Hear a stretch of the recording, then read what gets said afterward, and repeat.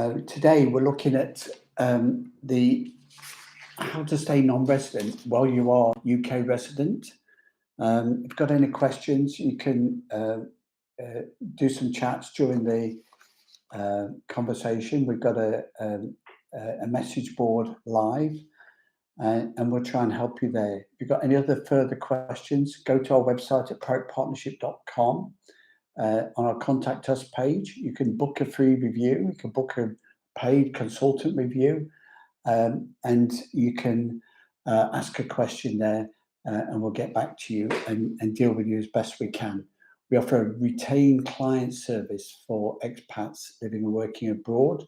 So it can be just to advise on residency and how that residency works. We get a lot of questions from our clients and expats around the world about how long they can spend in the UK and what the ties and what the implications are of that.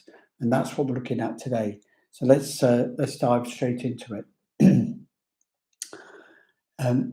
You can be resident or non-resident, and that is your choice. You can be tax resident or not tax resident. Now, the two things aren't exactly the same. There's also a status of citizenship and nationality.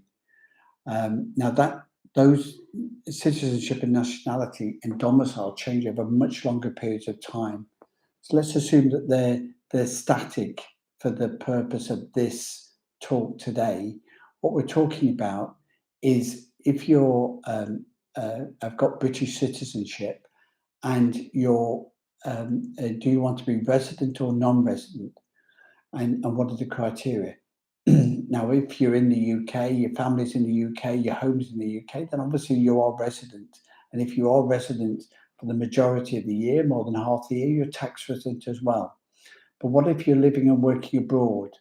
How much time can you spend in the UK?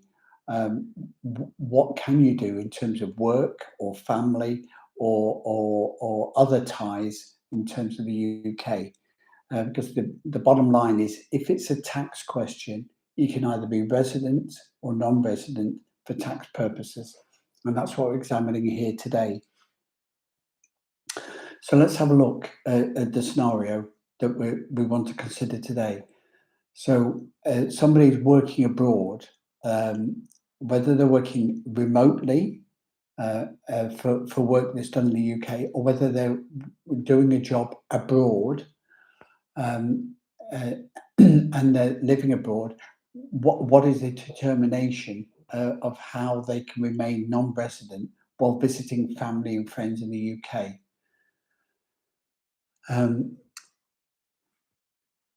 Your citizenship doesn't mean that you're not only resident, but you're non-resident. And to meet the non-resident tax rules, you need to follow a certain amount of requirements.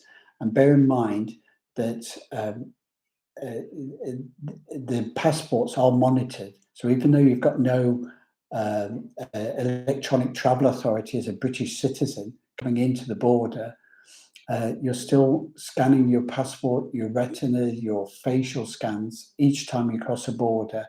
So there is a record with the flight data, with the border control of you coming in and out of the UK. So we need to make sure that we declare the right information and it is verifiable if it's ever checked and on by the authorities. So let's look at some of the criteria that could affect residents or non-residents. If all the homes that you own are in the UK, then you will be tax resident. You cannot be non-resident if all your homes are in the UK, even if you spend all the time traveling overseas during that time. So you can spend the whole of the year traveling, but if all your homes are in the UK, then you will be tax resident. Now, the converse of that is true, especially in the EU, where if you want to get a residence, to get a permanent residency, a residency permit in any country, to get a tax residence, you need to have an address and a home in that country. So if somebody comes to the UK and wants to have a residency permit and leading to indefinite leave to remain, a permanent residency for the UK, then you need to have a home in the UK to get that residency permit over those years. And obviously, if you've got a home and you remain in the UK for more than 6 months a year, then you become tax resident.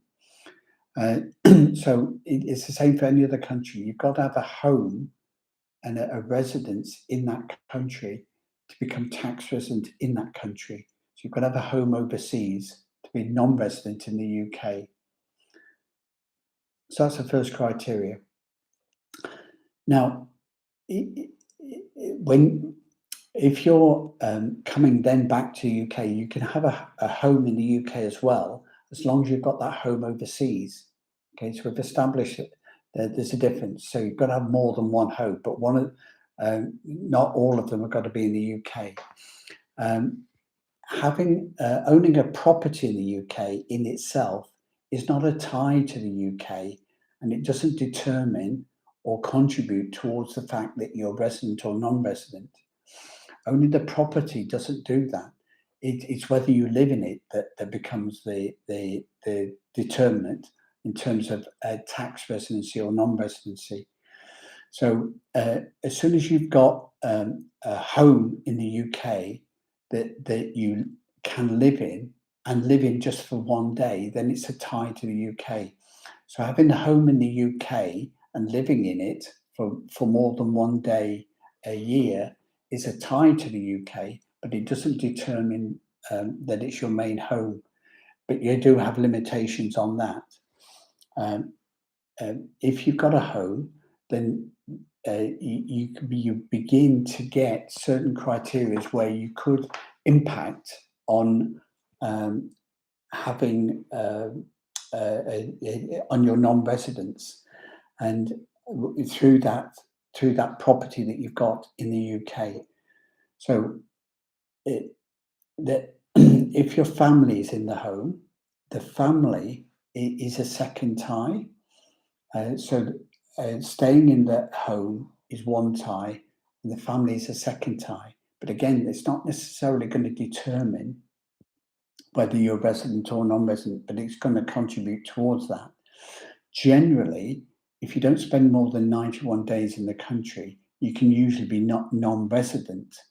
But if you've got a family tie and accommodation tie, that can reduce the days down that you can spend in the UK and remain non-tax resident. If you go over the 91 days in the UK, then yes, you do. That becomes another tie. So if you've been in the UK for more than 91 days in the last 2 years, that is a tie. Your family's there is a tie. Your property's a tie. So that again, that's restricting the amount of manoeuvrability that you've got and the time that you can actually spend in the UK. So it's something that we need to think about in terms of that. The only way that you can absolutely remain non-resident in the UK is to spend less than 16 days in the UK, and obviously have the home overseas as well. So you can visit your property, you can visit your family in the UK. What about working? Well, then it becomes a bit more complicated again about the type of work that you're going to do. So let's consider what the situation is regard to when you're working overseas. So if you're working overseas, then that work has got to be done overseas. So if you've got a contract that's giving you, for example, 35 hours a week for the majority of the year, and let's say that's more than 75% of a year, of a tax year, then that is substantial. That is overseas work. So if you want to be non-resident to the UK and living and working abroad, doing that work, then it's got to be a full-time job overseas for the majority and at least 3/4 of the year to be deemed to be overseas work. If you're working remotely and you're doing a contract from the UK, that is the requirement to be non-resident. So you can be taxed overseas on that income if you can show and demonstrate clearly that a full-time job over the majority of the year, the work is being carried out overseas. Now, you then need to look at whether that is substantial work or not. I mean, if the substance of the work is being done overseas, even if it's been done online, then that can be taxed overseas. However, if you're doing substantial amounts of work actually in the UK, then the reverse will be true.